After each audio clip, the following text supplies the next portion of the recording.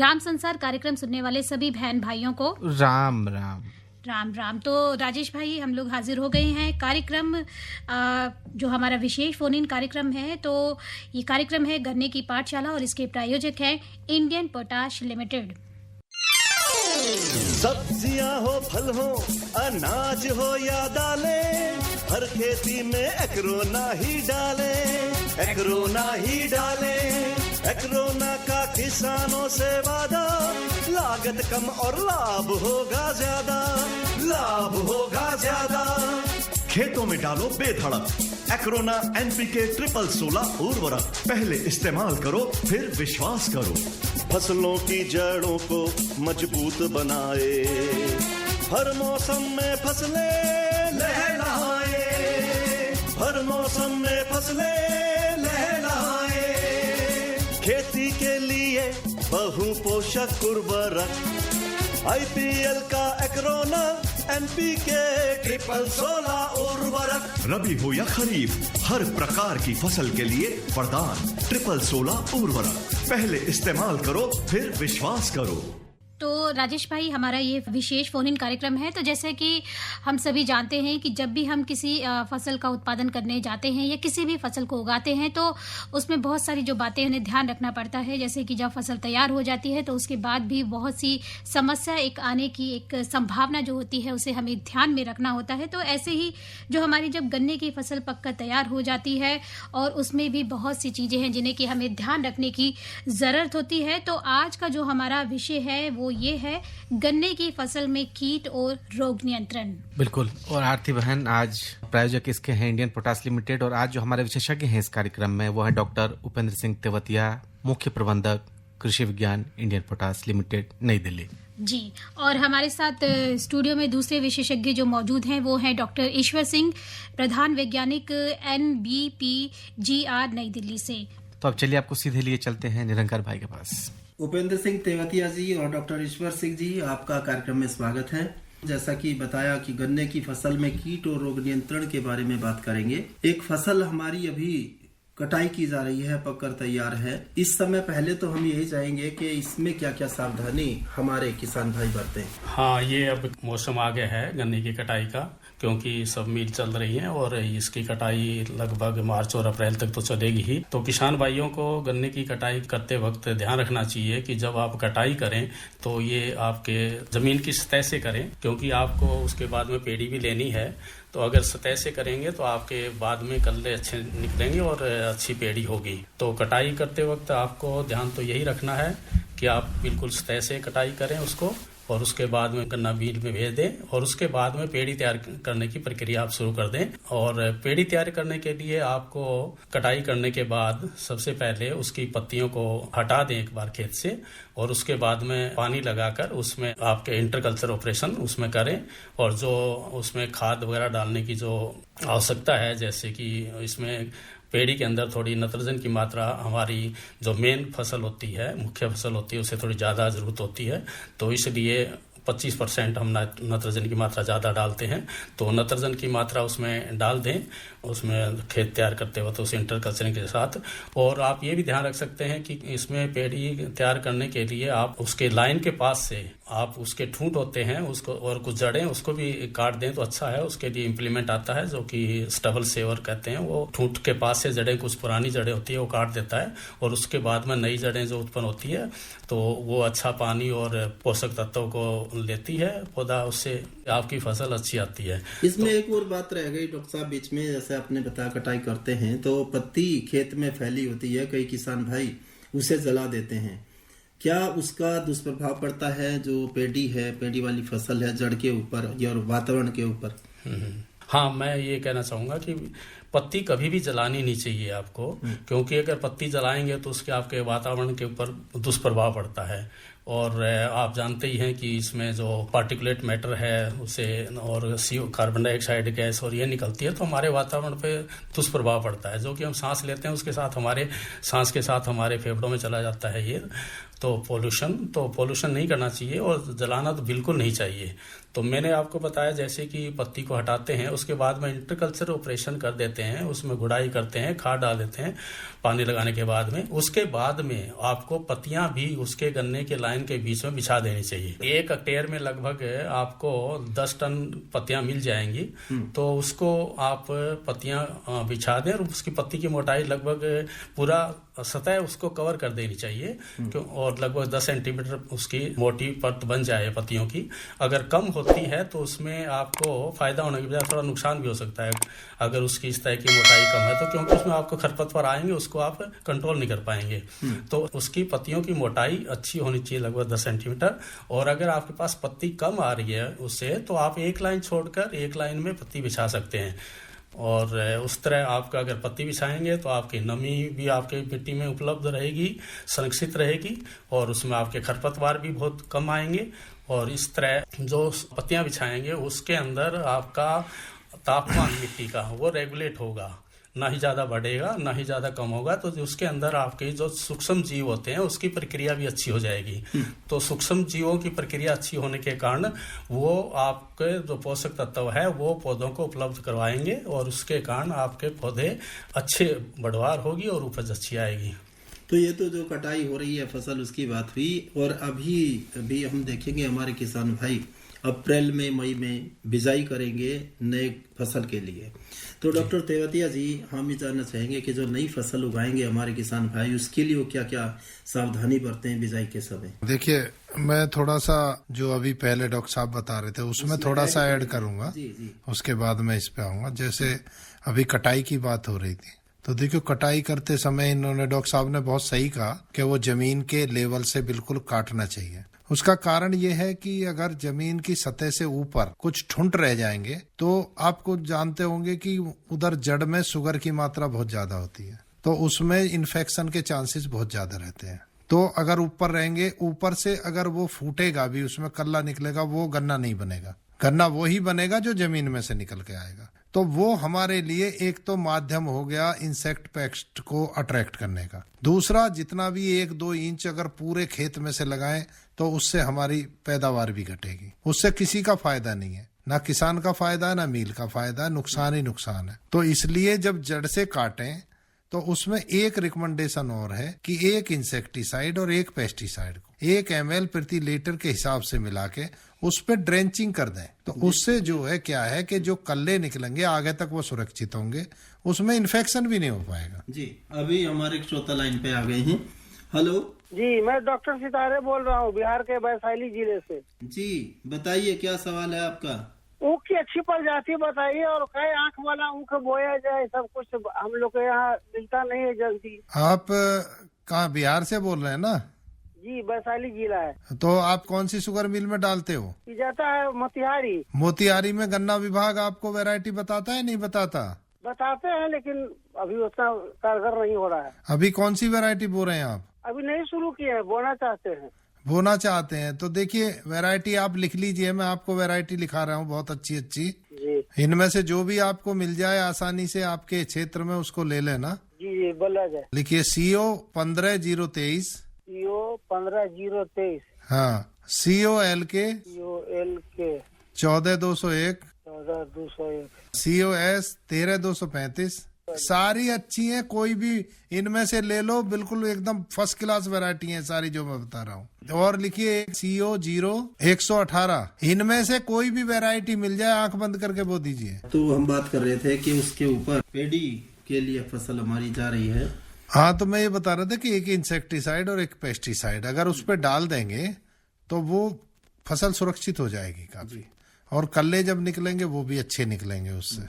और दूसरी बात, जब ऊपर से वो फूटेगा नहीं, जो ऊपर रहता है जमीन से, अगर उसमें से कल्ला फूट आता है तो वो न्यूट्रिशन को लेता है, जो जड़ों से न्यूट्रिशन है, तो वो जो गन्ने निकलेंगे जमीन से उनकी पैदावार को घटाता है, उनकी ग्रोथ को प्रभावित करता है। जो ऊपर से निकलेगा वो किसानों के लिए फायदेमंद नहीं है, वो तो बेकार है बिल्कुल, वो थोड़ा सा बढ़ के खराब हो जाएगा। अब आइए आपके बुआई करते समय एक और बात है, कई बार जो है ना बड़े बड़े जो गन्ने के पोगले निकल जाते हैं, जिनको आम भाषा में बोलते हैं, किसान भाई से छोड़ देते हैं कि भाई जो हमारी पेडी की फसल है उसमें बहुत जल्दी आगे बढ़ेंगे, तो उनको छोड़ना चाहिए, उन्हें भी हटा देना। देखिए, मैं प्रैक्टिकल बात बताऊंगा, एक प्रैक्टिकल बात बताऊंगा और एक वैज्ञानिक जो कहते हैं वो बात बताऊंगा। वैज्ञानिक ये कहते हैं कि इसको पूरा काट देना चाहिए और दोबारा से नीचे से उससे ज्यादा कल्ले निकलेंगे। उसका कारण ये है, जो वो गबले कहते हैं, गबले निकले हुए हैं, अगर उनको भी काटेंगे तो उनकी जड़ से भी कल्ले निकलेंगे। लेकिन मेरा प्रैक्टिकल एक्सपीरियंस ये है, अगर एक मूढ़े में अगर 4 बड़े बड़े गबले निकल रहे हैं तो उनको छोड़ देना चाहिए, क्योंकि 4 का एवरेज हमें मिल रहा है, उससे ज्यादा की जरूरत नहीं होती है। में फिर गन्ना भी शायद पतला रह जाएगा, गन्ना मिलेबल के नहीं रहता, संख्या जब ज्यादा हो जाएगी। और अगर बहुत कम है खेत में, 1-1, 2-2 कहीं खड़े हुए हैं, तो उनको काट देना चाहिए। ये मैं अपना प्रैक्टिकल एक्सपीरियंस बता रहा हूँ। तो अब आते हैं नई जो बिजाई कर रहे हैं। नई बिजाई देखिए, आज जो एमर्जिंग थ्रेट है शुगर इंडस्ट्री के सामने, वो ये है कि red rot of sugar cane ने जो सबसे मोस्ट पॉपुलर जो वैरायटी CO 0238 है, उसको अपनी गिरफ्त में ले लिया है। यानी जो अंदर से लाल हो जाता है गन्ना, लाल हो जाता है, सिरके जैसी महक आने लगती है, बिल्कुल कैंसर कहते हैं, गन्ने का कैंसर। तो एक श्रोता लाइन पे है। हाँ बिल्कुल। हेलो, मैं प्रीतम सिंह वर्मा बड़ौद से बोल रहा हूँ, बागपत से। जी वर्मा जी, बताइए क्या सवाल है। सर्वप्रथम मेरी नमस्कार जी। नमस्कार जी, नमस्कार। और मेरा एक छोटा प्रश्न है कि गन्ने की कटाई जमीन के लगा के काटें और दूसरा तुड़ाई, क्या तुड़ाई और कटाई में अंतर है क्या कुछ सर? हाँ जी, बहुत बड़ा अंतर है प्रीतम जी। देखिए, एक कटाई की और बात बता दूं मैं आपको, उसके बाद आऊंगा तुड़ाई पे। जी, कटाई आजकल जो लेबर आती है बाहर से, बिहार से, और सर आपने देखा होगा बलकटी जो हमारे पूर्वज पहले हमारे आपके दादाजी पिताजी रखते थे, वो एक कर्व लिए होती थी। हाँ, कर्व लिए होती थी, और उसका पर्पज ये था कि वो पैरेलल काटती थी जमीन की सतह के पैरेलल। हाँ, बिल्कुल सत्य है। और आज क्या है, वो सीधी होती है, इनकी जो लेबर लेके आते हैं, इनकी सीधी होती है, इनकी सीधी होती है। ये काटते हैं तो वो तिरछा करता है, जैसे कलम काटते थे ना स्कूल में, ऐसे कटती है। वो बहुत नुकसानदायक इसलिए कि जो कटा हुआ भाग है उसमें इन्फेक्शन के चांस ज्यादा रहते हैं, वो सरफेस एरिया उसका ज्यादा होता है, तो वो भी फायदा है। अब आ जाइए मैं आपकी पे तोड़ने में और उसमें। देखिए, तोड़ना रिकमेंडेड नहीं है। तोड़ने में गन्ना टूटता है, फटता है, जड़ें उखड़ती हैं उसकी, और नीचे जहां से कल्ले निकलते हैं वहां तक भी कभी कभी निकल जाता है वो, कभी कभी ऊपर से पिचक जाता है, कभी कभी फट जाता है। गन्ने की फसल में ये बिल्कुल भी वांछित नहीं है, डिजायर्ड नहीं है, रिकमेंडेड नहीं है। तोड़ने से तो काटना ही आसान है। हाँ, मेरा ये निवेदन है सर जी, कि जो अमूमन मैं सुनता रहता हूँ, हाँ, और इसमें केवल कटाई की बात कहते हैं पलकटी से, हाँ, तुड़ाई की बात नहीं कही जाती। और तुड़ाई में हमारे किसान जो हैं, हाँ, वे कटाई के बजाय एक सुबह वो चला गया और गन्ने तोड़ के इकट्ठा कर दिया। अधिकतर लोग गन्ना तोड़ते हैं, अब उन्हें जानकारी होनी चाहिए ना इस बात की। देखिए, नहीं, बीज को कभी भी तोड़ना नहीं चाहिए। हालांकि आप सही कह रहे हैं, इसको भी आप शामिल कर लें इसके, जब आप कटाई की बात करें तो मान्यवर मेरा निवेदन है इसको भी आप शामिल करें। नहीं, बिल्कुल आपका सजेशन बहुत अच्छा है। ये सवाल किया है। देखिए, बीज जब होता है, बीज को सर हम कहते हैं कि पौधा होना चाहिए, तो पौधे को तोड़ोगे तो अगली फसल कैसे लोगे आप, तो वो प्रभावित पड़ेगी। दूसरी बात, उसको जो पेड़ी का बीज लेते नहीं है, अगर आपको पेड़ी का ही बीज बोना है, देखिए बीज में नीचे से फटेगा गन्ना। वैसे तो बीज का ये कहते हैं कि ऊपर का 1/3 भाग लेना चाहिए बीज में। हाँ, पहले लेते थे जी हम लोग, पहले हमारे पिताजी भी ऊपर से पहले कपट के खड़ी फसल को कपट देते थे। ये बिल्कुल सही कह रहे हैं कि मैं भी करीब 25 साल उम्र है मेरी। हाँ, हम लोग भी पहले ऊपर से काटते थे उसके 2 बोरी 1 बोरी। देखिए, वो ही बीज होता है। देखो, गन्ना और बीज में जब तक हम अंतर नहीं समझेंगे, हम सही बीज सेलेक्ट नहीं कर सकते। देखिए, मैं 2-3 पॉइंट बताता हूँ कि गन्ना और बीज में क्या अंतर है। पहली बात तो गन्ना पौधा भी होती है, गन्ना पेड़ी भी होती है, बीज केवल पौधा होता है, नंबर 1 अंतर। दूसरी बात, गन्ना ऊपर से लेकर नीचे तक होता है, बीज ऊपर का 1/3 भाग होता है। चौथी बात ये हुई कि अगर आप कटाई कर रहे हो, फिर पेंडे बना रहे हो ना उसके, तो जो आंख का भाग है वो बीज होता है और बीज की पोरी हमारा गन्ना होती है। और देखिए वो कितना बढ़िया है। अभी मैं अपनी प्रैक्टिकल बात बता रहा हूँ कि हमने अपने खेत में, मेरे पास भी 50 बीघे जमीन है, हमने सिंगल बड़ काट के बोया कि उसके 1 इंच इधर से 1 इंच इधर से काट दिया और बाकी का गन्ना हमने उसमें दे दिया मील में, जो बीज की पोरी। 25 कुंटल मेरा पोरी पोरी हुआ और मेरा बहुत कम बीज में जो है 2 एकड़ जमीन लग गई उसी में। बीज आजकल महंगा है, महंगा बीज लाया था 17,231 जो कि नई वैरायटी है। तो जहाँ ऐसा बीज है महंगा, वहाँ इतना कुछ सहायता मिल जाए तो आधे में बीज पड़ जाता है। बहुत ही बढ़िया सर। और उसका जो 1 आंख के 1 इंच इधर से काया, उसकी मैंने नर्सरी लगाई। और नर्सरी में कुछ नहीं है, नर्सरी में जैसे बेड बनाते हो ना, 1 मीटर चौड़ी बेड ऊंची करके बना लीजिए आप जी जी।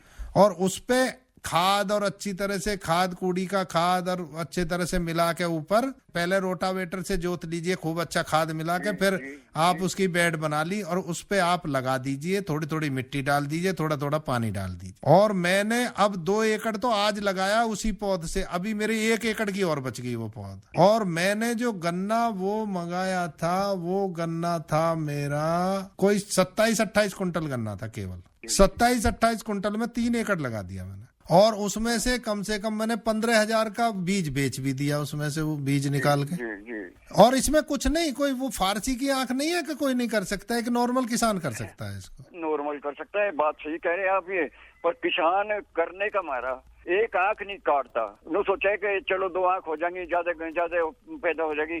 पर जैसा कि आज आप लोगों का सुझाव है, बहुत बढ़िया सुझाव, 1 आंख, और बाकी का आप मिल में दे कहीं भी। 1 आंख का मैं और फायदा बता रहा हूँ सर। 1 आंख का जब सीड ट्रीटमेंट करोगे तो उसमें केमिकल दोनों तरफ से घुस जाएगा, वो आंख की तरफ पहुंच जाएगा। अगर 2 आंख के 3 आंख के पेंडे करोगे, 3 आंख के में तो 2 आंख में, मतलब 1 आंख में तो बिल्कुल टच ही नहीं करेगा बीच वाली में। बच गया, बिल्कुल सही कह। और 2 आंख में एक तरफ से जाएगा, एक तरफ से बिल्कुल जा ही नहीं सकता, चाहे कितनी कोशिश कर लो आप, आंख को पार कर ही नहीं सकती दवा जो है। जी, अब तो पुरानी पद्धति खत्म करना ही होगा और कीमत पे यदि प्रोडक्शन लेनी है। और विशेषकर सर ये जो 0238 में जो आया है कैंसर, जो ये लाल सड़न छोटी वाला, आजकल तो ये 1 आंख की बहुत जरूरी होगी, क्योंकि दोनों तरफ से ट्रीटमेंट करना पड़ेगा, 1 रात के लिए डालना पड़ेगा उसको दवाई में, और तब सुबह को बोना पड़ेगा, नहीं तो किसान बर्बाद हो जाएगा इसमें। क्योंकि 90-95% यही 0238 बोई हुई है किसान के यहाँ। नया बीज जो ला रहे हैं हम लोग, ये तो आपके शुगर मिल का गन्ना विभाग का दायित्व बनता है कि आप नया बीज प्रोवाइड कराइए। आप अपने गन्ना विभाग GMKN या यूनिटेड से कहो कि नया गन्ना दिलाओ हमें, नया बीज जो है। एक और श्रोता है, बहुत बहुत बहुत बहुत शुक्रिया सर आपको। तो अगले श्रोता हमारे, हेलो। हाँ जी, क्या नाम है आपका और कहाँ से बोल रहे हैं? ऋषिपाल नागर बोल रहा हूँ जी, दादूपुर दनखौर, जिला गौतम बुद्ध नगर से। जी नागर जी, बताइए क्या सवाल है आपका? सर ये था सवाल है, जैसे हमने ये अभी गन्ने काटे हैं, जो पेड़ी हो रही है, इसमें दीमक की सी शिकायत आ रही है जी, भूड का सा कुछ जंगल है। देखिए भूड के जंगल में अक्सर रहता है दीमक का प्रभाव, लेकिन आप ऐसा करिए कि एक दवा आती है क्लोरोपाइरिफॉस, 2 ml प्रति लीटर, या तो अब इसमें लीटर के हिसाब से तो करोगे नहीं, या तो पानी दे सकते हो, पूरे में नहीं दिया जाएगा ना, पानी दे देंगे जी। तो पानी दे दो, तो इसमें ड्रेंचिंग करवा दो मोटा नोजल करके ना, 2 ml पर लीटर के हिसाब से आप ये क्लोरोपाइरिफॉस मिला के और उसके पेड़ में या कूड़ों में उसको नोजिल से ड्रेंचिंग करते चले जाओ। मतलब पेड़ को स्प्रे करने की जरूरत नहीं है, उसके जड़ों में ऐसे ही धार बना के डालते चले जाओ, लाइन से लाइन। हाँ लाइन कूड़ों में, हाँ लाइन कूड़ जो होते हैं उनमें डालते चले जाओ और उसके बाद पानी लगा दो, तुरंत खत्म हो जाएगी। बात कर रहे थे हम बिजाई की, नई फसल जो हम ले रहे हैं उसकी बिजाई में आपने जानकारी दी कि बीज किस तरह का होना चाहिए। इसके साथ साथ उपचार की भी बात आती है कि उपचार किस तरह से करें। हाँ उपचार, देखिए आज के समय में उपचार बहुत ही जरूरी हो गया है, क्योंकि जो लाल सड़न रोग है ये वास्तव में थ्रेट बन गया है, चुनौती बन गया किसानों के लिए।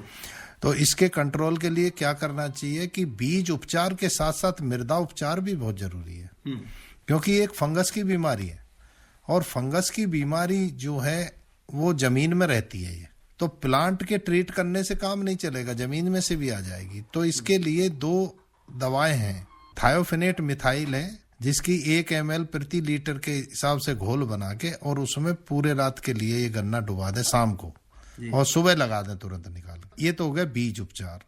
और जो मृदा उपचार के लिए ट्राइकोडर्मा दवाई एक बार फिर से बता दो आप। Thiophanate methyl. और मात्रा 1 ml प्रति लीटर के हिसाब से घोल बना लें, जिसमें डुबाएंगे अपने उसको, पूरी रात डुबा देंगे, पूरे रात डुबा देंगे। ठीक है जी। और उसके बाद आ गया मृदा उपचार। मृदा उपचार में देखो ट्राइकोडर्मा है। ट्राइकोडर्मा अच्छी कंपनी का है। ट्राइकोडर्मा में आजकल बहुत चल रहा है ये नकली वकली बहुत, क्योंकि उसमें देखिए फंगस होती है। उसमें फंगस की अगर क्वांटिटी ऑप्टिमम नहीं होगी तो उतना ही कम असरदार रहेगा। तो उसमें जो है अच्छे उसकी ट्राइकोडर्मा लें, उसको लगभग 10 किलो ऑप्टिमम है। अगर ज्यादा कुछ इन्फेक्शन दिखाई दे रहा है आपको तो 10 किलो तक, अगर कम कहीं आपकी उसमें रहा है तो 5 किलो तक, 5 से 10 किलो प्रति एकड़ के हिसाब से उसको जब आप जुताई करें उस समय कूड़ी के खाद में मिला के और उसको मिट्टी में बखेर दे और जुताई करते हैं। डॉक्टर साहब एक श्रोता लाइन पे आ गए हैं। हेलो सर, मैं मध्य प्रदेश सागर से विपिन कटारे बात कर रहा हूँ सर। जी विपिन जी, क्या प्रश्न है आपका? जी सर, मैं जानना चाह रहा था सर कि अभी जो बसंत काल की गन्ने की बुआई चल रही है सर फरवरी मार्च में, तो कौन कौन सी विशेष सावधानियां रखें? और सर विशेष तौर पे कंडवा रोग की समस्या हो जाती है सर, तो इसके लिए क्या क्या अभी से ध्यान रखना चाहिए? आप हमारा प्रोग्राम सुन रहे हैं शुरू से 6:30 बजे से? जी सर बिल्कुल, अभी सुना है, 15 मिनट हुए हैं सर, आप लोग रागनी सुना रहे थे, बस उसी को सुना है सर। हाँ, तो आपने फिर तो रागनी के उससे पहले तो एक बात और बता दूं, आपके दर्शन भी कर लिए थे कुछ दिन पहले डीडी किसान पे। अच्छा। जी बिल्कुल। तो देखो अब मैं बता देता हूँ, वैसे तो मैं विस्तार से बता चुका हूँ ये सारी चीजें।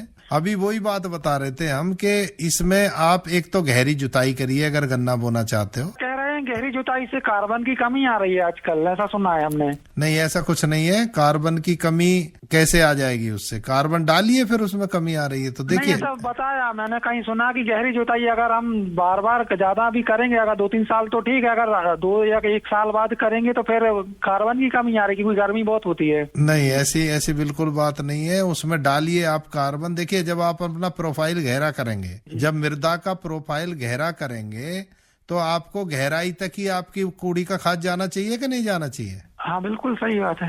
और अगर बात एक तरह से वो सही भी है कि आप ऊपर नहीं डालेंगे और वो नीचे तक मिलावट होगी, नीचे के में कम है और ऊपर ज्यादा है तो वो डाइल्यूशन फैक्टर आएगा। जी। लेकिन आपका उद्देश्य है हमको फसल ज्यादा लेनी है, जी, तो ज्यादा फसल लोगे, ज्यादा ऑर्गेनिक मैटर कार्बन डालो उसमें और ज्यादा गहराई तक उसकी जड़ जाए। ज्यादा जितना जड़ बढ़ेंगी उसकी उतना ही पैदावार ज्यादा होगी और पौधा गिरेगा भी नहीं। तो अगर आप ऐसे सोचते रहोगे गहरी जुताई मत करो, कार्बन कम हो जाएगी, तो आपकी तो पैदावार ही घट जाएगी। फिर आपका जैसे हम करते हैं 3 साल के बाद कर लेते हैं। हाँ, तो पहली बात तो ये होगी। दूसरी बात है आपके बीज का उपचार कीजिए, अच्छा बीज सेलेक्ट कीजिए, अच्छी वैरायटी लीजिए। उसके बाद में मृदा उपचार जैसे मैं बता रहा था, ट्राइकोडर्मा डालो, क्योंकि आजकल लाल सड़न रोग बहुत बढ़ गया है। जो आप कह रहे हो, मुझे लगे लाल सड़न को ही कंडुआ कह रहे हो आप। जी बिल्कुल सर। हाँ, क्योंकि कुछ जगह कहते हैं, हालांकि कंडुआ गेहूं की बीमारी है लेकिन कुछ लोग इसको भी कंडुआ कह देते हैं। तो उसके लिए थायोफिनेट मिथाइल एक दवा है जिसको आपको सीड ट्रीटमेंट 1 ml प्रति लीटर के घोल में डुबा दो, पूरी रात उसको बीज को सुबह बो दो। 1 आंख का बीज काटो जिससे दोनों तरफ से दवाई घुस सके उसमें। आप मृदा उपचार के लिए ट्राइकोडर्मा 5 से 10 किलो प्रति एकड़ के हिसाब से डालो, बुआई के लिए तैयारी करते हो जब उस समय। अगर 1 हफ्ते के लिए ट्राइकोडर्मा को कूड़ी की खाद में डाल के पानी की अच्छी नमी बना के रख दोगे तो वो मल्टीप्लाई हो जाएंगे, वो और भी सोने पे सुहागा हो जाएगा। ठीक है सर। और उसके बाद में अपना ध्यान रखिए खरपतवारों का और इनका यही सावधानी रखनी होती है। बीज अच्छा चयन करें आप। 0238 को रिप्लेस करना है, उसमें red rot of sugar cane आ चुका है। तो डॉक्टर साहब मिट्टी के उपचार के लिए भी आपने बताया। इसके बाद जब फसल हमारी उग आती है डॉक्टर ईश्वर सिंह जी, तो उस खरपतवार आने की भी समस्या आती है। हाँ, देखिए गन्ना जब हम बोते हैं तो उसके बाद में उसकी बढ़वार धीरे होती है, तो गन्ना पूरी सतह को जल्दी ढक नहीं पाता है, तो इसमें खरपतवार आने की संभावना रहती है। क्योंकि ये जब बोते हैं तो ये अगर आप फरवरी के महीने में बोएंगे, फरवरी और मार्च में बोएंगे, तो ये लगभग 30-35 दिन के बाद में तो जमेगा। और उसके बाद में इसकी बढ़वार बहुत धीरे धीरे होते हुए आपका मई जून तक, जून के बाद में ही आप उस सतह को कवर कर पाता है इसकी कैनोपी। तो इसलिए इस जो अवधि में आपके खरपतवार आएंगे, इसके अंदर आपके चौड़ी पत्ती के भी खरपतवार आते हैं और इसमें पतली पत्ती वाले भी इसमें खरपतवार आएंगे। तो खरपतवार को नियंत्रण के लिए पहली तो ये है कि अगर आपने अच्छे से खेत की जुताई की है तो उसमें खरपतवार आपके देरी से आएंगे। अगर अच्छे से आपने उसको जुताई वगैरह करके नहीं बोया तो पहले से जो हमारे खरपतवार के बीज हैं जो ऊपर की सतह पे हैं वो जमेंगे और वो जल्दी आएंगे। इसलिए आप अगर बोते हैं गन्ना तो खेत की अच्छे से जुताई कर दें ताकि ऊपर वाले खरपतवार के बीज नीचे चले जाएं और नीचे वाले ऊपर आएंगे। तो इसकी डोरमेंसी रहती है तो काफी दिन बाद में आएंगे। फिर जब खरपतवार आते हैं उसके नियंत्रण के लिए एक तो है कि आपकी उसके जमाव से पहले दवा आपको डालनी होती है, वो है जैसे एट्राजीन है। एट्राजीन 2 किलो हेक्टेयर के दर से डालते हैं। इसको आप गन्ने की बुआई करने के बाद में अगर उसमें नमी अच्छी है तो आप उसमें स्प्रे कर दें तो आपके इसमें पतली पत्ती वाले खरपतवार नहीं आएंगे और कुछ चौड़ी पत्ती वाले भी नहीं आएंगे। और उसके बाद में 30-35 दिन के बाद में चौड़ी पत्ती वाले खरपतवार आते हैं तो उसके लिए आप 2,4-D का प्रयोग कर सकते हैं। इसकी मात्रा होती है 1 किलो 2,4-D प्रति हेक्टेयर के रूप से आप उसमें स्प्रे कर दें 1000 से 1200 लीटर पानी में मिलाकर, तो उससे आपके चौड़ी पत्ती वाले खरपतवार का नियंत्रण हो जाता है। और आजकल कुछ देखा गया है कि जैसे मोथा, साइप्रस रोटेंडस इसको कहते हैं, इसका प्रकोप भी काफी है, गन्ने में है, दूसरी फसलों के अंदर भी है। तो ये एक समस्या है, इसका कंट्रोल करना, इसका नियंत्रण करना बहुत मुश्किल है, परंतु अब इसके लिए दवाई बनी है जो कि आप इसके जब ये मोथा खेत के अंदर आ जाता है और उसमें खरपतवार की 3-4 पत्ती हो जाती है तो उस समय आप उसको फोलियर स्प्रे इसमें ऊपर आप उसमें स्प्रे कर सकते हैं। लेकिन मोथे के अंदर बहुत सारी जड़ें होती हैं, कहते हैं दोबारा से हो जाता है। हाँ, वो इसलिए ये दवा है डाइजोम नाम से इसका ट्रेड नेम है। इसके अंदर आपका हेलोसल्फुरान मिथाइल और मेट्रोबिजिन दोनों मिला हुआ आता है। हेलोसल्फुरान मिथाइल इसमें 6% होती है और इसमें मेट्रोबिजिन 50% होती है। तो इसकी मात्रा हमें 450 ग्राम 450 ग्राम प्रति एकड़ इसको दिया जाता है। ये क्या है कि आपकी सिस्टेमिक है, जो पौधे के तंत्र के अंदर सिस्टम में घुस के काम करती है और जब आप इसका स्प्रे करते हो तो ये ऊपर की तरफ भी जाती है और जड़ की तरफ भी जाती है। एक श्रोता लाइन पे आ गए हैं डॉक्टर साहब। हेलो हेलो, हाँ जी, नाम बताइए और कहाँ से बोल रहे हैं? प्रताप सिंह है जी नाम मेरा। जी प्रताप सिंह जी। अजी मुझे वो गोयाब का 18 तो आगे की प्रक्रिया पूछना चाह रहे हैं, आगे किक्कर करे उसमें 15 से है जी, वो जिला शामली से। देखो आपने दूरी बहुत अच्छी की है, 3 फुट पे की है। इसमें 18 गन्ना बहुत अच्छा है और क्योंकि जब ये नए बीज नहीं मिल रहे हैं तो 18 बहुत अच्छा काम कर रहा है, 38 को टक्कर दे रहा है। हाँ जी, ठीक लगा, वजन था तो ठीक लगा जी इसमें। हाँ, और अब इसके तो मैंने पूछ लिया जी जैसा बोल जाए तो मैं उसमें दे के भी बोया हो दवा में। हाँ, और रिजाइन कर सुपर फास्फेट गिरा मुझे तो फिलहाल। बहुत बढ़िया, वेरी गुड। और ट्राइकोडर्मा डाला कि नहीं? ना जी, वो नहीं गिरा, तो पूछना चाह रहा है भाई, आगे की प्रक्रिया बता दो मुझे। वह ट्राइकोडर्मा ऐसा करना कि कोई 5 से 10 किलो ट्राइकोडर्मा गोबर में वो करके रख दो, उसको नमी बना के गोबर में मिला के। गोबर क्या मतलब कूड़ी की खाद हो अच्छी बढ़िया से। हाँ जी, हाँ जी। तो वो क्या है उसमें मल्टीप्लाई होता रहेगा। अच्छा जी। तो उसमें खूड़ों में डाल देना, जब उसको भरो ना खूड़ों में नीचे दबा देना उसको। अच्छा, मिट्टी में दबाऊंगा जी? हाँ, मतलब मिट्टी में दबाना है। अब तुम गूल वूल चढ़ाओगे, अब खूड़ अभी तो खूड़ में गहरे होंगे ना खूड़ अभी। भी तो नहीं चढ़ाता जी, आगे चढ़ाऊंगा जाके फिर। हाँ, तो बस पानी से पहले, पानी जब लगाओ या पानी के बाद में उसमें पानी से पहले डाल दो खूड़ों में और पानी लगा देना। अच्छा जी। फिर धीरे धीरे मिट्टी चढ़ती रहेगी धीरे धीरे उनपे। अजय एकदम ये मिलाड़े नु कहते कोरोजन अगर करोगे तो मई जून में करियो। हाँ, अब देखो मई जून नहीं, अप्रैल में करना पड़ेगा, क्योंकि अप्रैल में जब टॉप बोरर आने लगे, थोड़ा सलाई जो कहते हैं जी, जब वो दिखाई देने लगे तो जब करवा देना, उसमें ड्रेंचिंग करवा देना कोराजन। हाँ, एकदम मिल वाले नु कहते कोरोजन मई के महीने में करवाइयो, गन्ना बनना शुरू हो गया है। हाँ, तो अभी बोया होगा ना तुमने, तो मई तक ही आएगा इसमें ऊपर तक जम के, तो वो सही कह रहे हैं। बाकी जो पहले बुआ हुआ है, जो हो गया 1-2 फुट का हो गया, उसमें अप्रैल के फर्स्ट वीक में करा देना चाहिए। नहीं तो भी जमने लग जाएगी। हाँ, तो फिर तो वो तो जब जम जाए, जब 1-2 फुट का हो जाए, जब करना होता है, उससे पहले नहीं। डाई ने भी नुगाया था मिट्टी में मिलाओ ऊपर घेर के। नहीं, डीएपी तो आपको उसके जो कूड़ों में नीचे डालनी चाहिए, या आप उस समय जो खेत की जुताई करते हैं उस समय देखो डीएपी जानी चाहिए गन्ने के बीज के नीचे। अच्छा जी। ऊपर डालने से कोई फायदा नहीं होता। मन भी कहे थे जी उनको गिरी मगा ऊपर गिर कर मट्टी में दबा दो। हाँ, मट्टी में दबा दो, क्योंकि देखो जड़ों के पास जानी चाहिए। अगर ऊपर डालने का कोई फायदा नहीं। मट्टी जैसे खूड़ है, अगर खूड़ में डाल के मिट्टी दबा दोगे ना तो वो जड़ें आएंगी तो वो यूज कर लेंगी उसको। ठीक है जी। ठीक है, नमस्कार जी। तो डॉक्टर ईश्वर सिंह जी, आप बता रहे थे खरपतवार के बारे में, आप उनके नियंत्रण के बारे में बात रह गई थी, तो वो सब पूरी करते हैं। आपने बताया था मोथे के नियंत्रण के बारे में। मोथे के उपचार के लिए हम बता रहे थे, जो टाइजोम नाम से जो धानु का जो कंपनी है वो इसका ये निकाला है। तो ये पौधे के अंदर डालने से सिस्टेमिक है, उसके पौधे के अंदर चला जाता है और इसका ऊपर की तरफ और जड़ की तरफ भी दोनों की तरफ उसका मूवमेंट होता है। तो ये इसलिए ये ऊपर का पौधे को उसको सुखा देता है, नीचे जड़ों में भी, क्योंकि इसकी 3-4 गांठें होती है तो वहां तक जाकर इसको मारता है। तो इसका आप जरूर उसका प्रयोग करें। और इसको जो मैंने बताया कि जब आपका खरपतवार जो मोथा है अगर उसमें 4-5 पत्ती आ जाती है तो उस समय उसके ऊपर इसका छिड़काव कर दें टाइजोम। इसके अंदर आपका हेलोसल्फोनाइल मिथाइल और मेट्रोबिजन दोनों मिला हुआ होता है जी। तो ये खरपतवार की बात हुई। अभी डॉक्टर तेवतिया जी आपने बताया कि जो लाल सड़न रोग है वो बहुत ही खतरनाक रोग है। तो जब हमारे किसान भाई बिजाई करते हैं उस समय भी अगर इस रोग से ग्रस्त है कोई गन्ना है, उसे निकाल के नियंत्रण किया जा सकता है। और दूसरी बात ये कि क्या इस तरह का गन्ना बोने के बाद अगर रोग आता है तो उस पर नियंत्रण किया जा सकता है? देखिए, पहली बात तो गन्ना निकालने की बात नहीं है, उस खेत से गन्ने का बीज बोना ही नहीं चाहिए। जिसमें अगर red rot of sugar cane आ गया उससे बीज लेना रिकमेंडेड नहीं है।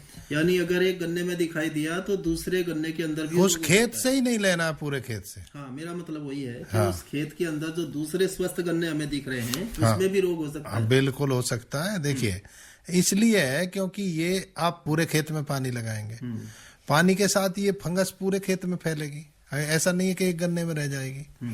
दूसरा क्या है कि अब इससे बड़ा अच्छा क्वेश्चन आपने ये किया और मेरे को याद दिला दिया मेरे को किस दिशा में किसानों को सलाह देनी है। जब ऐसा हो कि किसी खेत में आपको लाल सड़न रोग दिखाई दे जाए, अब क्या सावधानी रखनी है कि दूसरे और लोगों के खेतों में ना जाए। देखो ये कैसे फैल सकता है, जब उस गन्ने को आप काटोगे तो जो आपके काटने वाले औजार हैं उनसे अगर जाके फिर आप दूसरे स्वस्थ गन्ना काटने लगोगे तो उसके साथ भी ये फंगस औजार के साथ में चली जाएगी। तो इसलिए उस औजार को अच्छी तरह से उबाल के साफ करके तभी यूज करें। नंबर 2, अगर आप अगोला पशुओं को खिलाएंगे उस खेत का और वो जो गोबर करेंगे वो उसको कूड़ी पे डालेंगे और वो कूड़ी का खाद आपने दूसरे खेत में डाल दिया तो वो फंगस उस दूसरे खेत में भी पहुंच जाएगी। यानी पशु के खाने के बाद गोबर के माध्यम से भी बीमारी जा सकती है? बिल्कुल जाएगी, क्योंकि वो पाचन क्रिया में नष्ट नहीं होती है वो फंगस, वो गोबर के साथ निकल आएगी। और दूसरा, अगर आपने वो जो उसके चारा होता ना जो खाते हैं, खोर कहते हैं हमारे यहाँ, जहाँ पशु जिसमें खाते हैं उसमें भी कुछ बच जाते हैं, उसमें भी कुछ खाने पे बच जाते हैं। कई बार उसमें जो गोबर की खाद बनाते हैं उसमें डाल देते हैं, तो उससे तो बहुत और ऐसा का ऐसा ही चला जाएगा वो। तो इन चीजों का सावधानी रखना बहुत जरूरी है।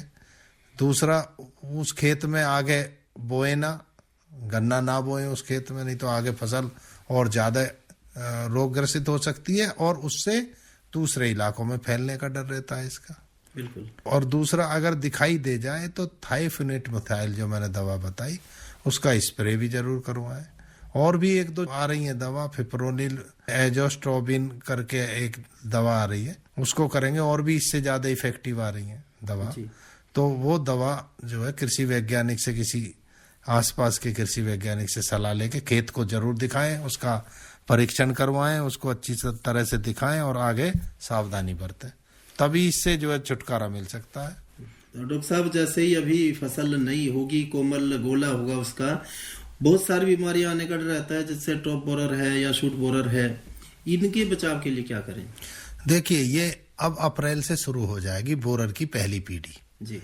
इसकी 4 पीढ़ी होती हैं, सितंबर तक 4 पीढ़ी हो जाती है। ये क्या होते हैं, जो इसकी इल्ली होती है, जो तितली कहते हैं, वो एक तितली 400 अंडे देती है और अंडों से जब गिंडार निकलती है, जो सूंडी कहते हैं, हर एक सूंडी वो अलग अलग उसमें जाती है। इनमें एक विशेष प्रकार की महक होती है। अगर वो उस पेड़ के पास जाएगी, उसको पता चल गया इसमें है पहले से एक, तो वो दूसरा पेड़ ऐसा खोजेगी जिसमें ना हो कोई भी, यानी अलग अलग पेड़ में जाती है। तो 400 जो किले हैं, जो 400 पौधे निकले होंगे, उन्होंने 401 इल्ली ने बर्बाद कर दी। अब इसके रोकने का क्या, इल्ली में पहली पीढ़ी पे ही हम जितना इफेक्टिव कंट्रोल कर लेंगे, आगे तक का हमें उतना फायदा होगा। इसी में इंसेक्टिसाइड का स्प्रे करके जो अर्ली शूट कोराजन जो होती है उसकी वो उस सिस्टम में चली जाती है, वो इल्ली को मार देती है। जितना हम उसको मार देंगे उतना ही हमारी फसल सुरक्षित रहेगी। दूसरे फिजिकल प्रोसेस भी, जैसे ट्राइको कार्ड हो गए, या वो एक ट्रैप आती है जो कि एक बड़ी फिजिकल सी एक डिवाइस होती है, वो उसमें जो है उनको अट्रैक्टिव करती है। वो एक कैप्सूल सा होता है, वो आके वहीं चिपक जाते हैं। वो लाइट करते हैं, लाइट पे आते ही ये कीड़े वहीं जाके वो चिपक जाते हैं, उसी में मर जाते हैं, वो कलेक्ट हो जाते हैं ऐसे। तो अगर एक इल्ली आपने खत्म कर दी तो समझो 400 पौधे आपने बचा लिए। तो वहीं से शुरुआत शुरू हो जाती है। उसके बाद में इसको लाइटली कभी नहीं लेना चाहिए और वैज्ञानिकों को भी दिखाते रहना चाहिए और इसका करना चाहिए। नहीं तो फिर फसल बड़ी हो जाती है, चौथी पीढ़ी आती है जब लंबी 10 फीट की हो जाती है और ऊपर अगोला सूखने लगता है फिर तो अब उसमें तो घुसा भी नहीं जाता, स्प्रे भी नहीं होता। हालांकि अब टेक्नोलॉजी आ गई है, ड्रोन से करवा सकते हैं स्प्रे, लेकिन सभी किसानों को अभी अवेलेबल नहीं है, तो इसका बहुत ध्यान रखने की जरूरत है। और शूट बोरर की समस्या आती है।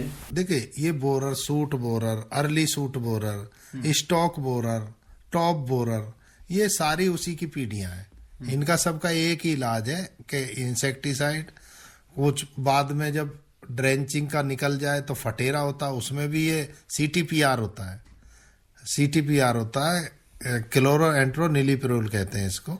ये एक मॉलिक्यूल है जो इसे कंट्रोल करता है, टॉप बोरर की सारी इनको। तो जैसा कि आपने बताया कि DAP जड़ के नीचे जाना चाहिए। हाँ। इसके अलावा नाइट्रोजन भी हमारे किसान भाई देते हैं और ज्यादा मात्रा में भी दे देते हैं। कई के दिमाग में ये होता है कि ईख के अंदर तो पानी दिए जाओ और खाद डाले जाओ, इसके बारे में क्या कहना चाहेंगे? देखिए, ये एक बहुत ही गहन विषय है। आप अगर इन 3 तरह के तत्वों की तुलना करें, N, P और K। N एक बहुत ही मोबाइल न्यूट्रिएंट है। मोबाइल का मतलब है कि उसको नमी जहां तक होगी ना, वो नमी में अपने आप पहुंच जाएगा, नीचे को भी चलेगा, साइड में भी चलेगा। तो नाइट्रोजन में लॉसिस को बचाने का चैलेंज होता है कि भाई वो ज्यादा पानी लगाओगे वो जड़ रूट से नीचे चला जाएगा। अगर उसको गर्मी में डालोगे, ऊपर पानी नहीं लगाया, तो वो उड़ के नाइट्रोजन या अमोनिया बन के उड़ जाएगा। जो यूरिया इस्तेमाल करते हैं, यूरिया की बात बता रहा हूँ। तो यूरिया को हमेशा जब एक नमी पैर टेक हो उस समय लगाना चाहिए। दूसरा, उसको शाम के समय लगाओ, गर्मी ज्यादा ना हो, जिससे उसका जो वोलेटिलाइजेशन ना हो, जिसको वाष्पीकरण कहते हैं, गैस बन के उड़ जाता है। तो इसकी तो ये बात हुई। इसको बाद में भी आप लगा सकते हो, फसल में कभी लगा दो, नमी हो जब लगा दो, सब चला जाएगा नीचे तक। लेकिन फास्फोरस के केस में, फास्फोरस को समझिए आप कुंभकर्ण, उसे जहां डाल दोगे वहीं पड़ा रहेगा, वो कहीं नहीं जाएगा। अगर जड़ ही उस तक आ गई वहां तो ले सकती है, नहीं तो वो नहीं जाएगा जड़ के पास। इसलिए उसको ये कहते हैं भाई, इसको जहां बीज बो रहे हो बीज के नीचे डालो जहां जड़ हो।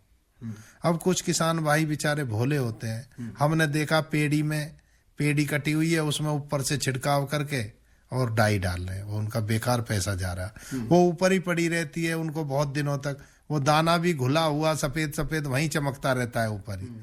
वो जड़ जब वहां है ही नहीं तो उसका उपयोग कैसे होगा? लेकिन कुछ किसान भोले हैं, एक दूसरे कहते हैं कि डाल दो ये हो जाएगा, होता कुछ नहीं है, वो बेकार है। इसलिए इसको रूट जोन में कहने की बात करते हैं। पोटास है, पोटास को इन दोनों के बीच का कहते हैं, वो थोड़ा सा मूव कर सकता है, ज्यादा नहीं, इसलिए उसको भी रूट जोन में देना चाहिए। या फिर दूसरी डोज अगर पोटास की दो तो जो मिट्टी चढ़ाते, मिट्टी चढ़ाने से पहले कूड़ में डाल के और उसमें मिट्टी चढ़ा दें, क्योंकि मिट्टी चढ़ाने के बाद जो मिट्टी चढ़ती है उसमें भी जड़ें आ जाती हैं, तो वो उसमें मिट्टी में से उसको ले सकता है। इसमें बात मैंने एक और की डॉक्टर साहब की, अगर ज्यादा मात्रा में नाइट्रोजन दे देते हैं, कई किसान भाई मैंने देखा है, बागपत बड़ौत इलाके से ही मैं हूँ, खेत हमने अपने गांवों के आसपास भी देखा है कि पानी की मात्रा ज्यादा देना और नाइट्रोजन ज्यादा देना, इससे क्या दुष्प्रभाव हो सकता है? देखिए, सभी जानते हैं कि अति जो है किसी भी चीज की, आप खाना खाएं उसकी भी, अगर आप ज्यादा देंगे, अगर आप ब्रेकफास्ट लंच डिनर एक साथ ही रख दें आपके सामने, तो आप क्या खाओगे? आप ब्रेकफास्ट के शेयर का ही खाओगे, बाकी वो खाना सड़ जाएगा। अगर आप ज्यादा दे देते हो तो पौधा कुछ तो ज्यादा खा जाएगा पौधा, और खाने के बाद में क्या होगा? देखिए, तीनों तत्वों के इनके अलग अलग काम है। नाइट्रोजन वेजिटेटिव ग्रोथ, वनस्पतिक ग्रोथ करता है एकदम से। बढ़ेगा तो बीमारी कीट भी ज्यादा आएंगे। बढ़ेगा तो सबसे पहले तो बैलेंस खोएगा, गिर भी सकता है, कमजोर रहेगा, पतला रहेगा, और दूसरा जो है वो मुलायम हो जाता है। देखो, जब एकदम से ज्यादा बढ़ेगा तो वो मुलायम हो जाता है, उसमें कठोरता की कमी हो जाती है, तो उसमें रोग, कीड़े, बीमारियां, गिरना, सारी चीजें जो है। और गन्ने की एक ऐसी फसल है, आपने पूरे साल मेहनत की, 1 साल की फसल है, और अगर वो गिर गया गन्ना, उसकी पैदावार बहुत घट जाती है एकदम से, उसमें वो निकलने लगते हैं, किल्ले फूटने लगते हैं। वो ना मील के मतलब का रहता, ना आपके बीज के मतलब का रहता। काटने में इतनी लेबर दुगना पैसा मांगेगी उसे काटने में, कोई इधर को गिरा होगा, कोई उधर को काटने में प्रॉब्लम, बुग्गी में भरने में आपको प्रॉब्लम, टेढ़े मेढ़े गन्ने होंगे, प्रॉब्लम ही प्रॉब्लम। तो इसलिए ये जो है, एक श्रोता लाइन पे आ गए हैं। हेलो हेलो, नमस्कार जी, सतपाल सिंह बोल रहा हूँ जी, नंगलदावा से, जिला बागपत से। जी, क्या सवाल है आपका? सवाल ये है सर, पेडी में ट्राइकोडर्मा डालें तो कैसे, मतलब डालें, उसके लिए क्या किया जाए? और दूसरा ये है, आप जो जैसे आप भी बता रहे हैं कि डाई जो है मिट्टी में मिलनी चाहिए, लेकिन इसमें तो पेडी में तो जो है पत्ती फैला दी जाए। जो हमारे बड़े बूढ़े थे ना, उनकी विधि को याद कर लो बस।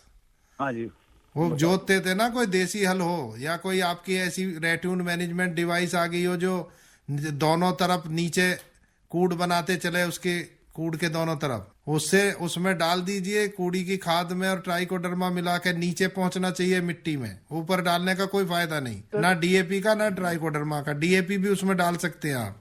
तो सर जुताई तो हो नहीं सकती पेडी की जो है? क्यों नहीं हो सकती? पत्ती फैली हुई है जी। पत्ती फैली हुई है तो नहीं, तो आप उसमें थोड़ा 20 किलो बीघे का यूरिया मारिए और पानी दे दीजिए। पत्ती में जान कितनी होती है, उसके बाद लगा दो। तो जुताई तो नहीं हो पाएगी सर? उसके बाद हो जाएगी, गलने के बाद गल जाएगी वो 2 पानी में ही। आप थोड़ा सा यूरिया बखेर के ना पाती पे एक बार डुबा दो पानी में उसे, वो 2 बार के पानी में गल जाएगी, उसके बाद खूब जुताई करो आप। सर, हमारी जो है कामदार से बात हुई थी, वे कह रहे हैं कि ट्राइकोडर्मा जो है कुड़िए खाद में मिला करके डाल दो और पानी लगा दो। कामदार तो कामदार ही होते हैं साहब, उसको मिट्टी में मिलाना जरूरी है, ऊपर से मत डालो आप, ऊपर से कोई फायदा नहीं है उसमें। ठीक है, उम्मीद है कि आपके सवाल का हल आपको मिल गया होगा। और पानी की मात्रा भी जैसे कई किसान भाई ज्यादा रखते हैं डॉक्टर साहब, तो देखिए, हर एक पौधे को, हर एक फसल को, उसमें गन्ना भी शामिल है।